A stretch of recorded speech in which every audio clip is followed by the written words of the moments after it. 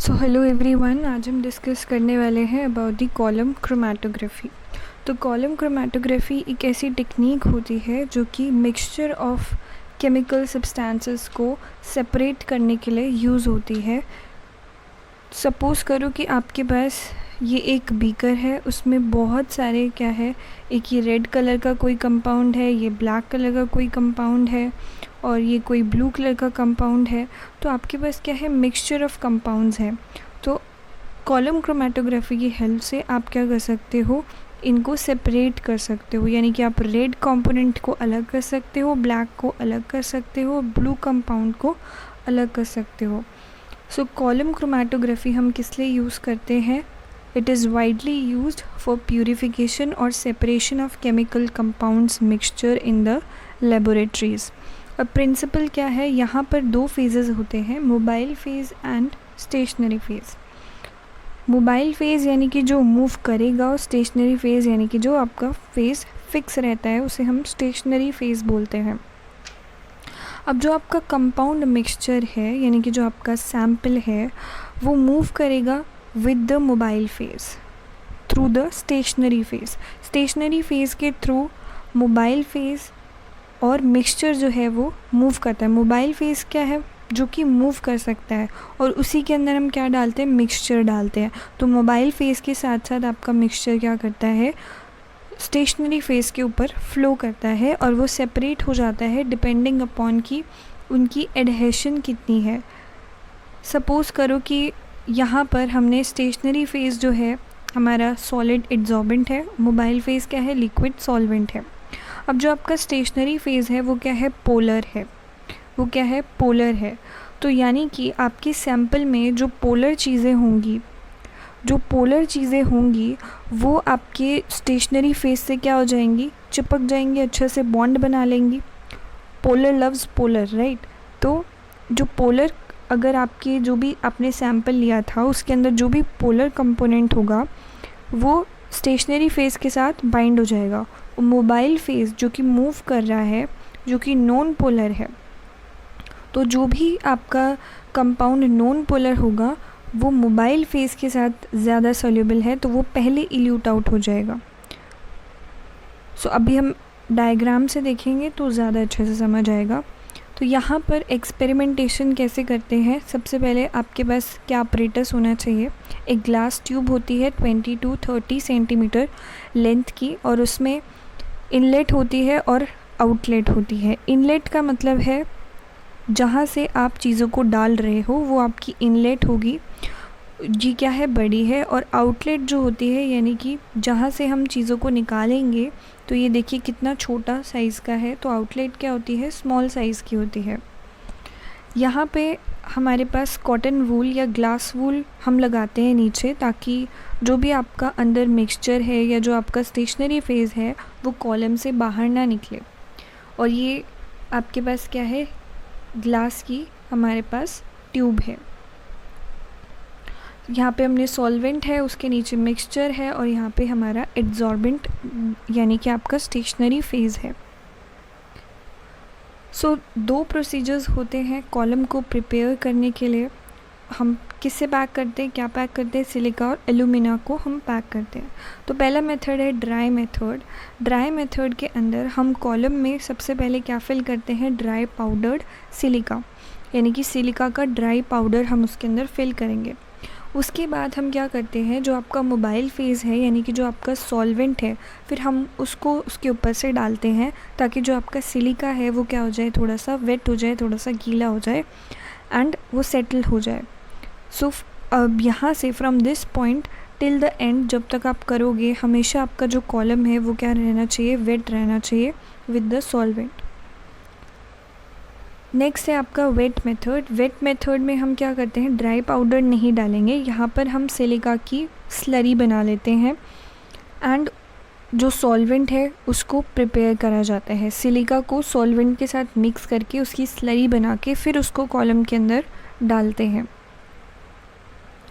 सो आप और सॉल्वेंट भी इसमें ऐड कर सकते हो जब तक कि आपका जो सिलिका है वो नीचे सेटल डाउन नहीं हो जाता। अब प्रोसेस क्या होता है, सबसे पहले हम यहाँ पे डायग्राम से समझते हैं। सबसे पहले हम क्या करते हैं कि जो आपका मिक्सचर है, जो कि आपको सेपरेट करना है, जो आपका सैम्पल है, उसको हम क्या करते हैं, we dissolve it in the mobile phase. हम उसको मोबाइल फेज़ में डिज़ोल्व करने वाले हैं। बट यहाँ पर सबसे पहले देखिए कि ये आपका स्टेशनरी फेज़ था। ये क्या था, आपका स्टेशनरी फेज़ है। This is your stationary phase. पूरा यहाँ पे क्या है, ये सारा का सारा आपका स्टेशनरी फेज़ है, यानी कि जो आपका सिलिका जेल है, उसके ऊपर हमने अपना सैम्पल का मिक्सचर डाल दिया। उसके ऊपर हमने क्या डाल दिया, सैम्पल का मिक्सचर डाल दिया। अब यहाँ पे देखिए जो कंपोनेंट्स हैं वो सेपरेट तो हो रखे हैं, बट वो क्राउडेड हैं, आपस में मिक्स से हुए, ठीक है। तो अब हम इसका क्या करते हैं, सेपरेशन करने के लिए अब हम इसमें क्या डालते हैं, सॉल्वेंट डालते हैं। Now we add the solvent. Solvent यानी कि आपका मोबाइल फेज़। मोबाइल फेज़ क्या कर सकता है, मूव कर सकता है, तो ये नीचे की तरफ मूव करता है। एंड जो आपका मोबाइल फेज़ है वो कैसा होता है, इट कैन मूव, ओके।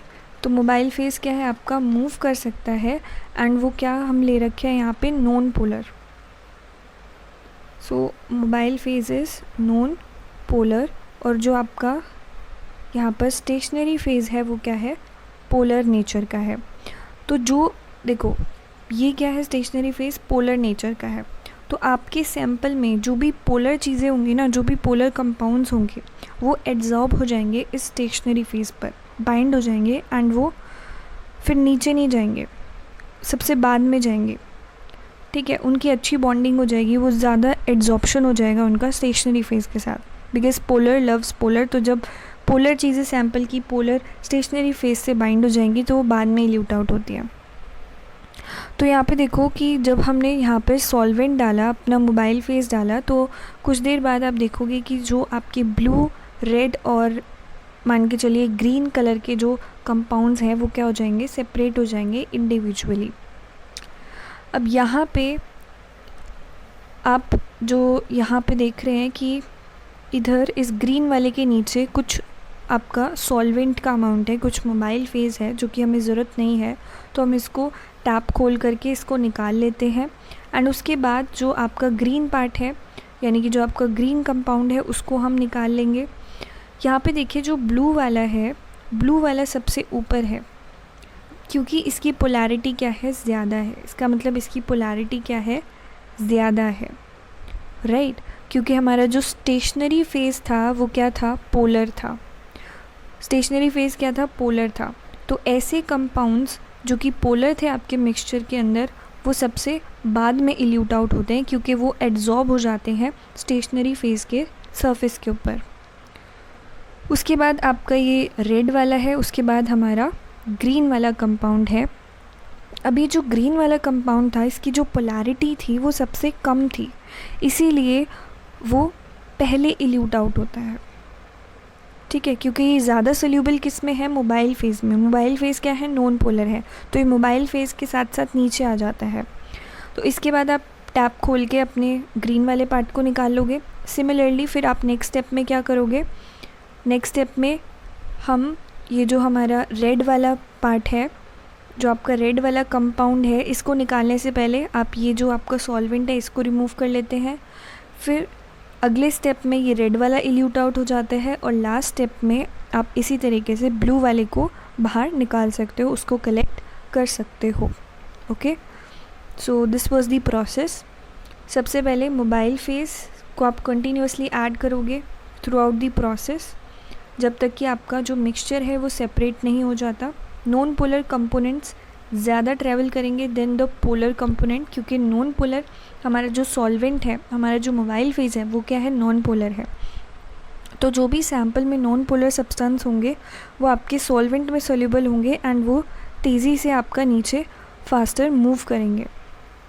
सो ये चीज़ मैंने आपको बता दी है कि कौन सा जो कंपाउंड है वो पहले इल्यूट आउट होता है, जिसकी पोलैरिटी क्या है, कम है। Now let's come on to the applications. Applications में क्या है, सबसे पहला है separation of mixture of components. आप किसी भी मिक्सचर अगर आपके पास है कंपोनेंट्स का, उसको सेपरेट करना है तो उसके लिए हम कॉलम क्रोमेटोग्राफी का यूज़ कर सकते हैं।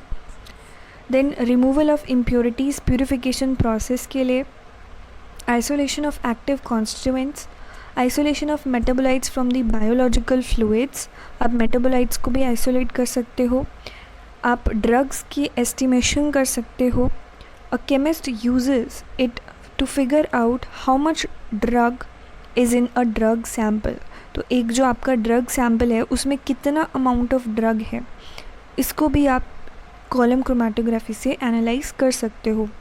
This technique is also use to separate the diastereomers, isolate the racemates and geometrically separates the isomers. So main जो इसका जो एप्लीकेशन है वो सारा का सारा आपका सेपरेशन और प्यूरिफिकेशन. सेपरेशन और purification is the most important application कि आपके पास कोई मिक्सचर ऑफ कंपोनेंट्स हैं एंड आपको उनको सेपरेट करना है, तो उसके लिए हम कॉलम क्रोमेटोग्राफी का यूज़ करेंगे. Okay, so this is all for today. If you like the video, do share it with your friends and don't forget to subscribe the channel for more updates. Thank you and have a wonderful day.